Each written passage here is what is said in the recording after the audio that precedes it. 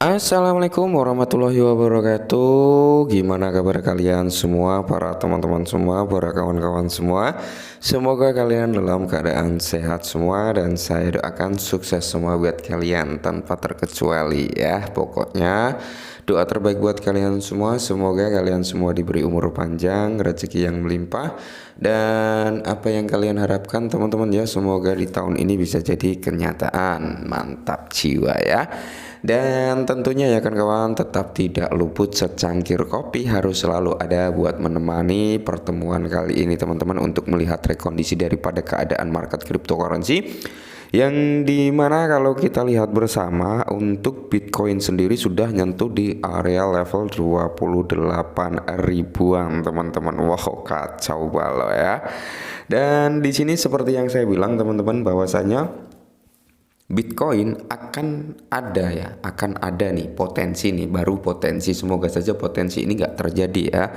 Potensi Bitcoin buat nyentuh level 25.000 something teman-teman ya, bisa nyentuh di area 25 ribuan kembali lah ya, untuk price action daripada Bitcoin. Tapi semoga saja itu nggak terjadi. Nah, kalau sampai itu terjadi teman-teman, kemungkinan besar ya itu bisa menjadi area roadblock terkuat daripada Bitcoin, dan mungkin nggak akan turun jauh lebih dalam lagi. Mungkin dia akan terpantul ke atas setelah nyentuh di level 25.000, kalau dia memang sampai di level itu loh ya.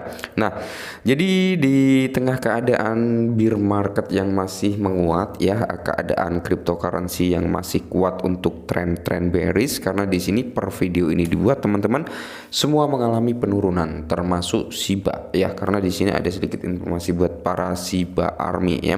Kalau kalian lihat video saya yang kemarin teman-teman ya, bahwasanya potensi Shiba kalian bisa ambil posisi di area ini, dan ternyata kali ini Shiba sudah di area 89 teman-teman ya. Apakah dia akan turun lagi lebih jauh ya, kita nggak ada yang tahu ya.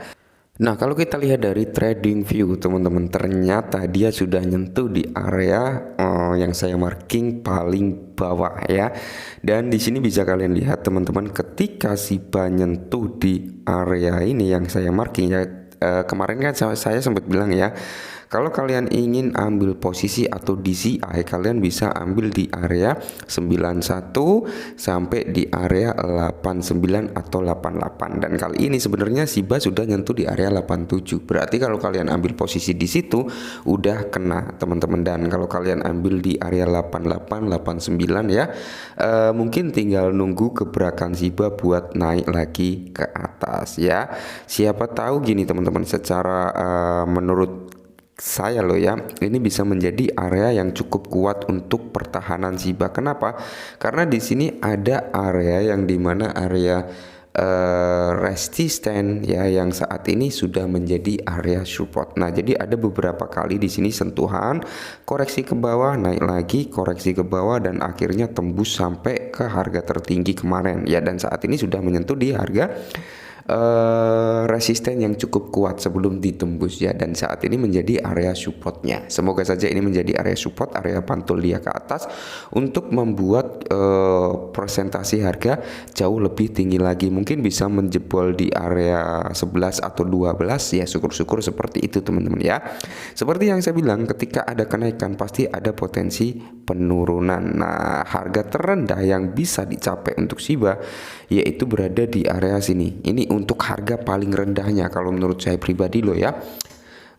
Kita kasih horizontal ya, di mana di sini. Nah, ini teman-teman ya. Ini bisa menjadi area harga terendah. Oke, area harga terendah sebelum dia meneruskan kenaikan jauh lebih tinggi lagi. Karena kalau menurut saya pribadi, teman-teman, potensi dia lebih tinggi lagi tetap ada, tapi kita tetap harus hati-hati juga, jangan sampai kita lewatkan momen. Seperti yang saya bilang, ketika ada kenaikan di situ pasti ada potensi penurunan. Oke, tapi di sini kalau untuk long term teman-teman, yang seperti saya bilang ya, nggak perlu kita menggebu-gebu harus punya ratusan juta Shiba, puluhan juta Shiba. Cukup 10 juta sampai 1 sampai 10 juta itu sudah lebih dari cukup untuk long term. Kalau harganya memang bisa ke one centrim, itu sudah menjadi uang yang sangat-sangat berjimbun ya kan, seperti itu. Tapi yang seperti saya bilang, ketika ada kenaikan jangan lupa taking profit sebagian ya, karena potensi turun ada gitu teman-teman. Oke, lanjut ke pembahasan yang lebih jauh lagi. Nah, jadi di sini dikutip dari YouTube ya teman-teman, ada triliuner Shiba Inu raih 11 triliun Shiba hanya dalam 2 hari saat Shibarium semakin dekat. Oke, jadi 2 hari yang lalu ya, dari triliuner Shiba Inu mampu mengumpulkan Shiba 11 triliun Shiba, atau bisa dikatakan akumulasi ya, melakukan pembelian mendekati event. Nah, yang perlu kita hati-hati adalah gini teman-teman, yang perlu kita hati-hati ya, Shibarium ini untuk jangka panjang oke, bagus ya, kinerja Shiba untuk jangka panjang oke, untuk long term loh ya, kalau menurut saya pribadi masih oke. Oke, yang perlu kita hati-hati adalah atau waspadai ketika Shibarium launching teman-teman, dan para cukong-cukong atau paus ini melakukan sell, di situ akan terjadi penurunan ya, akan terjadi penurunan atau dump. Oke, setelah dipompa naik lumayan signifikan, habis itu paus ngebuang sebagian muatannya jebret, dan di situ terjadi dump, penurunan. Nah, yang perlu kita waspadai dan hati-hati ketika terjadi penurunan seperti itu, rata-rata yang sering terjadi loh ya, pemain retail ini langsung ikut panik selling, yang dimana itu akan menjadi suatu bumbu-bumbu untuk penurunan jauh lebih tinggi ya.